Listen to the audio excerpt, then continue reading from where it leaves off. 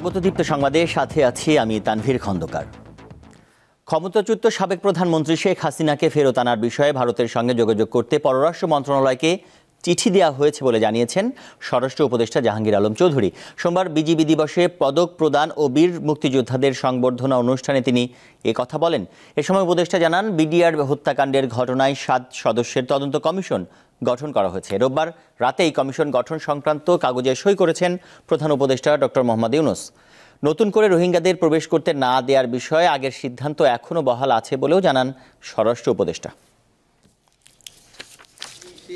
December এই BJP দিবসটা যেন ভালোভাবে এরা উদযাপন করতে ফেরত পাঠানোর ব্যাপার তো আমরা তো পাঠিয়ে দিয়েছি পররাষ্ট্র মন্ত্রণালয়ে। আমাদের চিঠি অলরেডি চলে গেছে ওনার এক্সট্রাডিশন করার জন্য। এটা প্রক্রিয়াধীন আছে। আমাদের সাথে তো ওনাদের এক্সট্রাডিশন ট্রিটি একটা আছেই, ওই প্রক্রিয়া হবে। রোহিঙ্গাদের কোনো অবস্থায় প্রবেশ করতে দিব না। তারপরও যারা ওই যে আপনি একটা বললেন সংখ্যা ঘুরে গেলে ওটা হয়তো মানবিক দিক বিবেচনা করে আমরা হয়তো তাদের, যেহেতু ওই এলাকায় যুদ্ধ হচ্ছে, তাকে পাঠানো যায় নাই, বাট আমরা ম্যাক্সিমামে কিন্তু পাঠাই দিচ্ছি। বাংলাদেশের অবকাঠামো প্রকল্প থেকে বিপুল পরিমাণ অর্থ আত্মসাতের অভিযোগ উঠেছে সাবেক প্রধানমন্ত্রী শেখ হাসিনা ও তার পরিবারের বিরুদ্ধে। অভিযোগের তদন্তে নাম এসেছে শেখ হাসিনার বোন শেখ রেহানার মেয়ে ও যুক্তরাজ্যের ক্ষমতাসীন লেবার পার্টির মন্ত্রী টিউলিপ সিদ্দিকের। এই ঘটনায় যুক্তরাজ্যে তাকে জিজ্ঞাসাবাদ করেছেন দেশটির কর্মকর্তারা। যুক্তরাজ্যের মন্ত্রিপরিষদ অফিসের ন্যায় ও নৈতিকতা দল তাকে এই জিজ্ঞাসাবাদ করে। স্থানীয় সময় রোববার রাতে এক প্রতিবেদনে এই তথ্য জানায় যুক্তরাজ্যের সংবাদ মাধ্যম ডেইলি মেইল ও সানডে টাইমস। এতে বলা হয়, 2013 সালে রাশিয়ার সাথে বাংলাদেশের একটি পারমাণবিক শক্তি প্রকল্পের চুক্তির সময় নিজের পরিবারকে প্রায় 4 বিলিয়ন পাউন্ড আত্মসাৎ করতে সহায়তা করেন টিউলিপ। এই অভিযোগে মন্ত্রিপরিষদ অফিসের ন্যায় ও নৈতিকতা দল মন্ত্রী টিউলিপ সিদ্দিককে জিজ্ঞাসাবাদ করেন। টিউলিপ সিদ্দিককে স্থানীয় সময় গত বৃহস্পতিবার জিজ্ঞাসাবাদ করা হয়, তবে এই খবরটি সামনে আসে রোববার।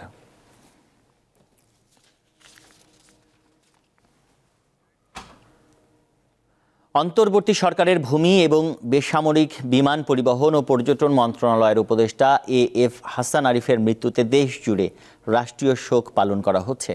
এ উপলক্ষে দেশের সব সরকারি, আধা সরকারি ও স্বায়ত্তশাসিত প্রতিষ্ঠান এবং শিক্ষা প্রতিষ্ঠান সহ সব সরকারি ও বেসরকারি ভবন এবং বিদেশে বাংলাদেশ মিশনগুলোতে জাতীয় পতাকা অর্ধনমিত রয়েছে। উপদেষ্টা এএফ হাসান আরিফের 20 ডিসেম্বর হৃদরোগে আক্রান্ত হয়ে রাজধানীর লাইবেড হাসপাতালে চিকিৎসাধীন অবস্থায় মারা যান তিনি। রাজধানীর মিরপুর শহীদ বুদ্ধিজীবী কবরস্থানে সকালে মরদেহ দাফন করা হয়।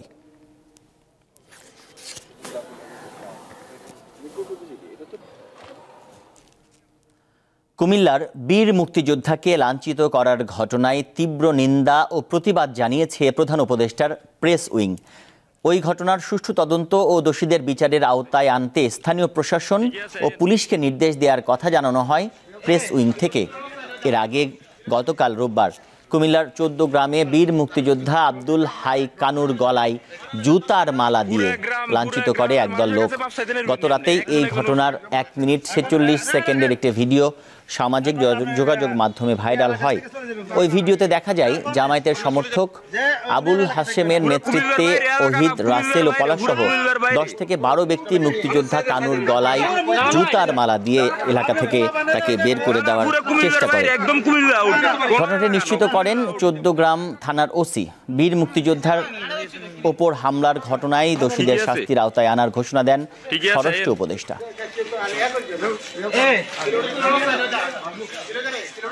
এই হেনস্থার মানে এটা কিছু সংখ্যক তো দুষ্কৃতিকারী সব জায়গায় রয়ে গেছে, এবং যেই দুষ্কৃতিকারী তাকে হেনস্থা করতে তাদের আমরা আইনের আওতায় অবশ্যই নিয়ে আসবো। দেশের বিভিন্ন স্থানে সড়ক দুর্ঘটনায় অন্তত 6 জন প্রাণ হারিয়েছেন। এর মধ্যে কুমিল্লায় দ্রুতগামী মোটরসাইকেল দুর্ঘটনায় 3 জন আরোহী নিহত হন। সদর উপজেলার পালপাড়া এলাকার গত রাতে এই দুর্ঘটনা ঘটে। নিহতরা হলেন কুমিল্লা সদরের আহাদ হোসেন, ভুবনগড় এলাকার মিনহাজুল এবং বুড়িচং উপজেলার ইমন। পুলিশ জানায়, দ্রুতগামী মোটরসাইকেলটি নিয়ন্ত্রণ হারিয়ে রাস্তার পাশের একটি বৈদ্যুতিক পিলারের সঙ্গে ধাক্কা লাগলে ঘটনাস্থলেই 3 জনের মৃত্যু হয়। এদিকে ঘন কুয়াশার কারণে ফের ঢাকা মাওয়া এক্সপ্রেসওয়েতে 2 গাড়ির সংঘর্ষে 1 জন নিহত হয়েছে। আহত হন আরও 3 জন। ভোরে মুন্সিগঞ্জের সিরাজদি খানে পিকআপ প্রাইভেট কারের মধ্যে সংঘর্ষে এই হতাহতের ঘটনা ঘটে। এছাড়া নাটোরে পৃথক সড়ক দুর্ঘটনায় 1 নারীসহ 2 জন নিহত এবং অন্তত 6 জন আহত হন।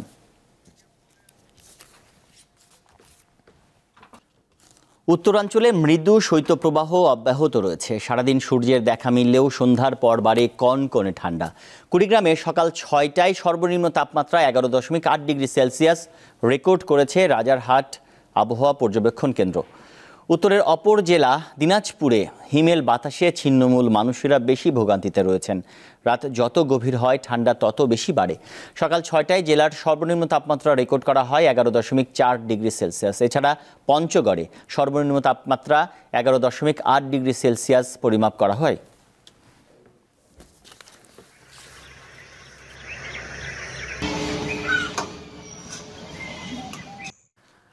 জানাবো আন্তর্জাতিক খবর।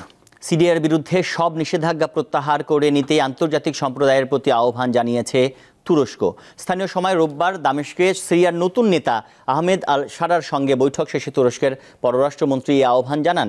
2 নেতা নানা ইস্যুতে বৈঠক করেন। পরে সংবাদ সম্মেলনে সিরিয়ার উপর থাকা সব নিষেধাজ্ঞা প্রত্যাহার করে নিতে বিশ্ব সম্প্রদায়ের প্রতি আহ্বান জানান তুর্কি পররাষ্ট্রমন্ত্রী। এ সময় কুর্দি বিদ্রোহীদের সতর্ক করে তিনি বলেন, আগামীর সিরিয়ায় ঠাঁই হবে না গোষ্ঠীটির। يعني شوي كان تدخلها في الشأن اللبناني تدخل سلبي في الأيام. এবার খেলার খবর।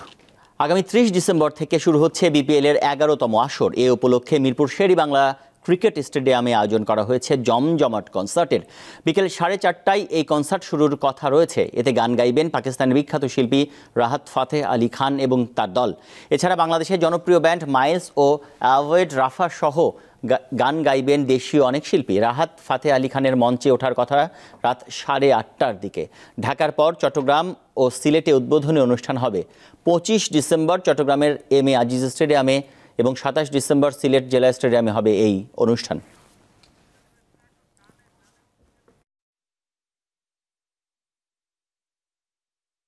নানা টালবাহানার পর অবশেষে হাইব্রিড মডেলেই হচ্ছে আইসিসি চ্যাম্পিয়ন্স ট্রফি। এবারে জানা গেল বাংলাদেশের প্রথম ম্যাচের ভেন্যু। 2025 আইসিসি চ্যাম্পিয়ন্স ট্রফিতে বাংলাদেশ তাদের প্রথম ম্যাচ খেলবে ভারতের বিপক্ষে। আগামী 20 ফেব্রুয়ারি ম্যাচটি অনুষ্ঠিত হবে দুবাইয়ে। এর আগের দিন নিউজিল্যান্ড পাকিস্তান ম্যাচ দিয়ে শুরু হবে এবারের আসর। এ গ্রুপে বাংলাদেশের প্রতিপক্ষ ভারত, নিউজিল্যান্ড ও পাকিস্তান। রবিবার সংযুক্ত আরব আমিরাতের সঙ্গে কথা বলে চ্যাম্পিয়ন্স ট্রফির নিরপেক্ষ ভেন্যু হিসেবে দুবাইকে চূড়ান্ত করেছে পিসিবি। মধ্যপ্রাচ্যের দেশটি Pakistan Bharat high voltage match আয়োজন করবে 23 ফেব্রুয়ারি। ESPN ক্রিক ইনফোর এক প্রতিবেদনে এসব তথ্য জানানো হয়েছে। দর্শক, এই ছিল এখনকার মতো। আমাদের পরের সংবাদ দুপুর 3টায় দেখার আমন্ত্রণ। এছাড়াও আরও তথ্য ও বিনোদনের খবর পেতে যুক্ত থাকুন দীপ্ত টিভির ডিজিটাল প্ল্যাটফর্মগুলোতে। ধন্যবাদ সবাইকে।